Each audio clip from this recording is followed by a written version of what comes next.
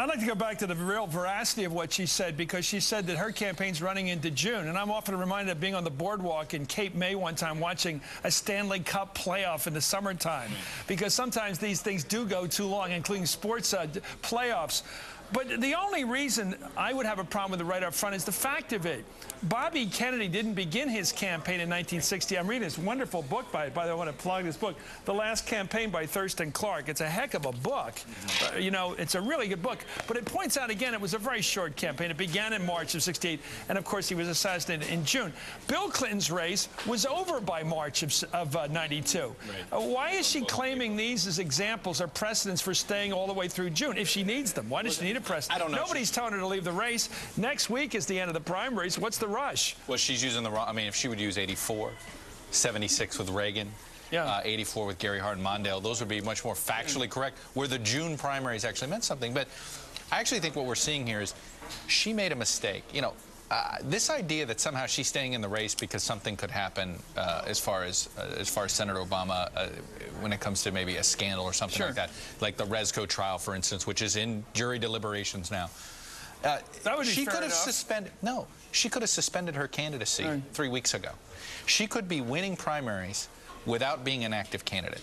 She could be actually strengthening her hand and getting an olive branch out to the folks in Obama land who right now don't like her, very upset with her. She's cost herself politically. She's ended up hurting herself. Forget this RFK comment. She's really hurt herself. Well, let's hear Bill Clinton. Here's Bill Clinton talking about the race. I think he's arguing with Harvey, that mythical character in the Jimmy Stewart movie, because I don't know anybody telling her to get out of the race. Everybody's telling her, perhaps the mathematicians in the business like yourself are pointing out that the mathematics aren't there.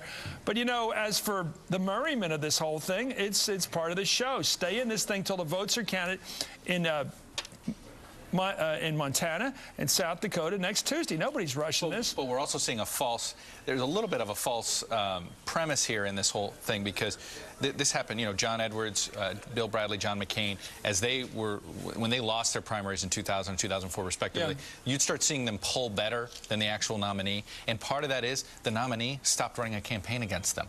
Right. Barack Obama hasn't run an active campaign against her for 3 weeks. Hasn't made the case against her. So what is happening? She is able to boost her own positives a little bit. Okay, let's take a look at Bill Clinton with another view. Here's former President Bill Clinton saying there are people out there trying to get her out of the race. And I don't understand this. We'll get back and talk about this with Chrystia Freeland, because I think everyone is in agreement. Let's have these primaries and see who wins next week.